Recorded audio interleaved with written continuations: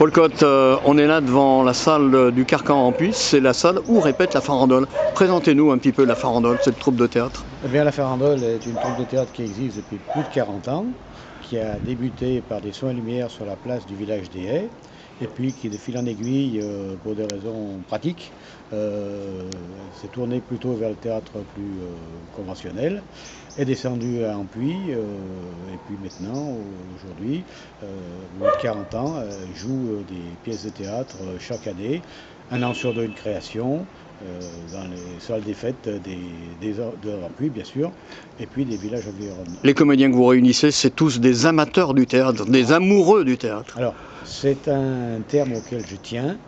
Quand on nous dit nous ne sommes que des amateurs, je dis non, on ne doit pas dire nous ne sommes que des amateurs. Nous sommes des amateurs de amater ceux qui aiment. Et c'est ceux qui aiment qui font justement les meilleures représentations.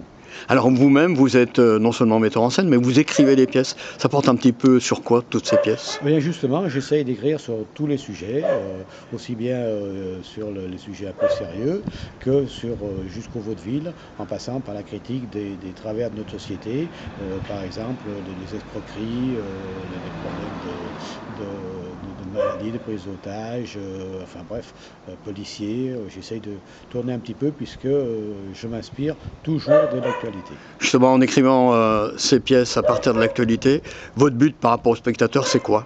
Alors, c'est d'abord d'amuser le spectateur, parce que j'ai une certaine expérience et je me rends compte quand je rencontre le public qu'il cherche surtout à venir pour s'amuser, pour rire, et donc ça ne sert à rien de vouloir leur reparler de leurs problèmes de maladie, de problèmes de famille, et ainsi de suite.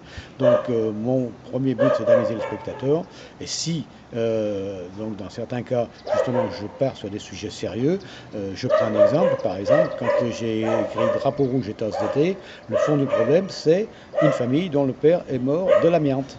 Mais derrière ça, on fait toute une comédie parce que la famille essaye de s'en sortir, et c'est en essayant de s'en sortir que la famille provoque un certain nombre de catastrophes qui amusent le public. Aujourd'hui, en début 2023, vous avez une pièce qui est à l'affiche et qui tourne un petit peu. Parlez-nous de cette pièce.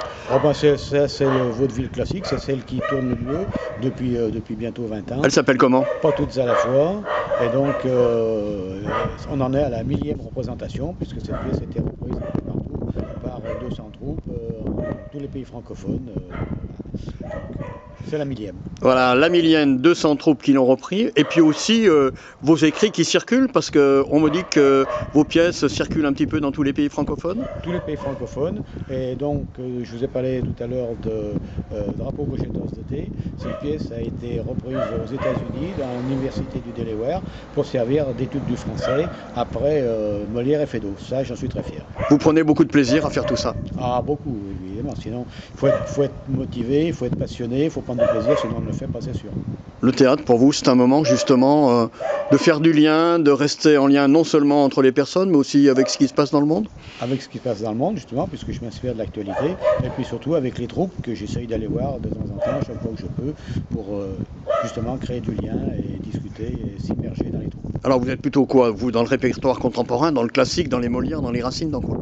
Non, je suis dans le répertoire contemporain, oui, puisque ça parle de notre société actuelle, mais je reste dans le théâtre de divertissement pour la plupart de mes pièces. Vous avez des projets? Non.